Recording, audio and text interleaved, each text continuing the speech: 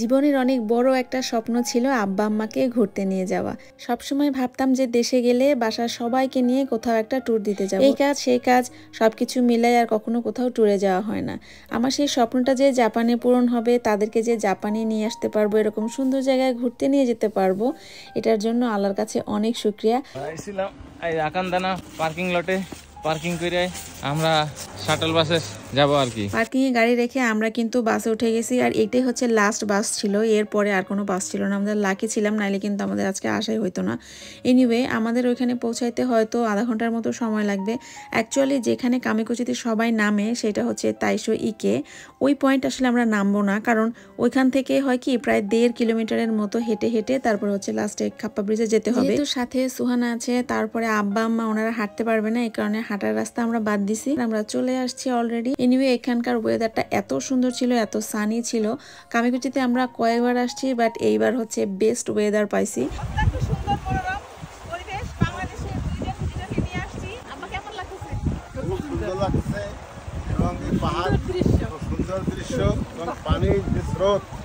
সুন্দর স্রোত বইতেছে, তার কুলকুল কুলকুল শব্দে খুব ভালো লাগতেছে আমাদের। আমরা আসিয়া খুব আনন্দ উপভোগ করতেছি।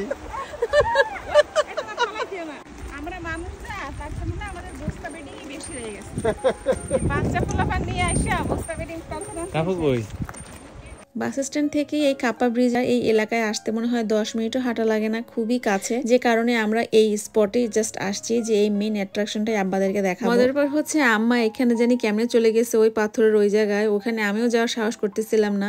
তো আম্মা যেহেতু ওইখানে চলে গেছে ছবি তোলার জন্য, আব্বাও দেখি পিছে পিছে চলে গেছে, আর জায়গা থেকে খুব সুন্দর ছবি আসতেছিল। আর এইখানে যে আমি করছি কি, আমি হচ্ছে ড্রেসটা চেঞ্জ করছি ফাইনালি। অ্যাকচুয়ালি এতক্ষণ কিন্তু আমি বাসায় যেটা পরেছিলাম সেটা পরেই চলে আসছিলাম, বাট এত সুন্দর একটা জায়গায় আসছি, 2-4টা ছবি তুলে যদি একটু সুন্দর ড্রেস না পরি তাহলে কেমন। আর এই যে আমার বাচ্চা দুইটার চেহারা দেখেন, সাফওয়ান যেমন সানায়া তেমন। একটা ফ্যামিলি পিক তুলতে চাইছিলাম, তার তো সাথে না। আর এখন আমরা ব্রিজ পার হয়ে ওই পারে যাব। যেহেতু আমরা খাওয়া দাওয়া করেই আসছি, তো আমাদের খাওয়ার টেনশন নাই। আমাদের প্ল্যান হচ্ছে এখানে আমরা ঘন্টা 2 থাকবো। ঘন্টা 2 থাকার পরে আমরা হচ্ছে আমাদের কটেজে যাব, যে কটেজটা আমরা বুক দিয়েছি। তো 2 ঘন্টা এখানে থাকারই প্ল্যান ছিল, সেভাবে আমরা আস্তে আস্তে হাঁটছিলাম। আর এই যে ব্রিজটার উপরে আব্বা আম্মা উঠছে, এখান থেকে ভিউটা যে কি সুন্দর। অ্যাকচুয়ালি আমি জাপানের অনেকগুলা পাহাড়ে গেছি, অনেক সুন্দর সুন্দর জায়গা ভিজিট করছি, কিন্তু সত্যি বলতে এখানকার মানে প্রত্যেকটা জিনিসই এত সুন্দর। আপনার পাহাড় দেখলে মনে হবে যে এত গ্রিন, যে এরকম গ্রিন আপনি আগে দেখেন নাই, বা ব্লুটা একটু বেশি ব্লু। পাথর আম্মা কেমন ঠান্ডা পানি? ঠান্ডা, বরফ ঠান্ডা, বরফ গলা পানি। এই জায়গাটার নাম হচ্ছে কামিকোচি, আর এইটা ব্রিজটার উপরে একটা ব্রিজ, এর নাম হচ্ছে কাপ্পা ব্রিজ। এই জায়গার না আর নাইলেও আমরা 4 বার আসছি মনে হয়। জাপানে আমার দেখা সবচেয়ে সুন্দর জায়গা হচ্ছে এইটা। কিরম ঠান্ডা, কিরম বরফ গলা পানি? বরফ গলা পানি, কিন্তু অনেক ভালো লাগে। এই পানিটা হচ্ছে একদম বরফ পানি। এই জায়গায় পা ভিজাইলে মনে হয় 5 মিনিটের বেশি থাকা যাবে। 5 মিনিট বলতেছি, 2 মিনিটের বেশি থাকা যাবে না। একদম আইস গলা পানি। সানার জন্য স্যান্ডেল বয়ে নিয়ে আসছি, এবং আমার নিজের জন্য স্যান্ডেল নিয়ে আসছি, যাতে এখানে পানিতে নামতে পারি। প্রত্যেকবার আমরা জুতা ভিজাই এসে। কেমন ঠান্ডা সানা? অনেক অনেক।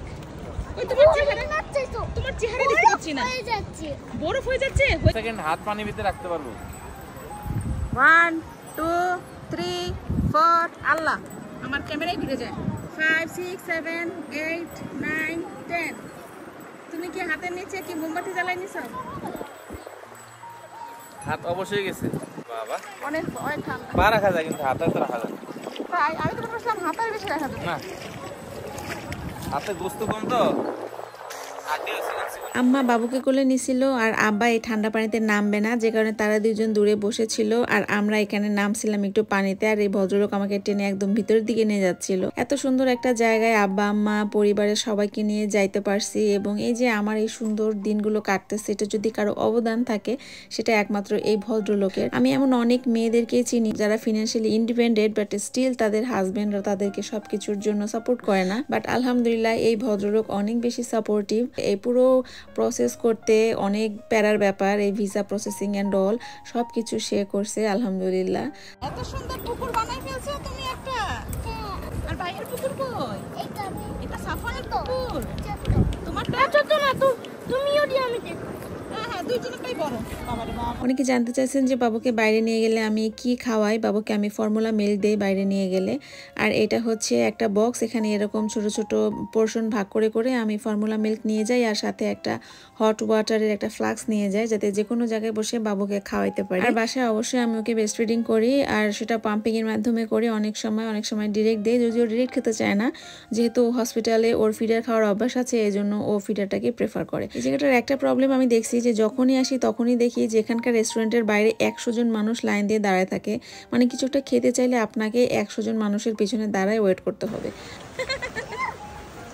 শানা, তোমার পিছনে এটা কি? আমি কোচি। ভালো লেগেছে? সুন্দর জায়গা। হ্যাঁ, সুন্দর জায়গা, কিন্তু অনেক ঠান্ডা। কত ঠান্ডা? বরফের মতো নাকি? হ্যাঁ, বরফের। ও নো। আমরা এই কত বড় লাইনতে আসলাম। এখানে একটা সফট ক্রিম, একটা বড় লাইন হয়ে যায়। আর এই ভিডিওটা সাফান করছিল। অ্যাকচুয়ালি ওরা খাবে সফট আইসক্রিম। আইসক্রিম দেখলে তো বাচ্চাদের মানে খেতেই হবে। আর এখানে মানুষ ওই যে বলছিলাম 100 জনের লাইন ছিল, তো সেখানে প্রায় আধা ঘন্টা লাইনে দাঁড়ায় দুই ভাই বোনকে আমার আইসক্রিম কিনে দিতে হয়েছে। আগে না সাফান শানা কোনো জিনিস শেয়ার করে খেতে চাইতো না, বাট ইদানিং সাফান একটু বড় হয়েছে, শানা একটু বড় হয়েছে, তারা দুইজন শেয়ার করে খায়। আইসক্রিম দুইটা কিনে দেওয়া যেত, বাট একটা আইসক্রিম দুইজন শেয়ার করে খাওয়াটা কিন্তু মজার, তাই না? আমাদের ঘোরাঘুরি শেষ আজকের মতো। এখন আমরা চলে যাব হচ্ছে কটেজে। আলহামদুলিল্লাহ খুব ভালো একটা দিন কাটছে। আই হোপ ব্লগটা আপনাদেরও ভালো লাগছে। সবাই ভালো থাকবেন, আমাদের জন্য দোয়া করবেন। নেক্সট ব্লগে দেখা হবে। আজকের মতো আল্লাহ হাফেজ।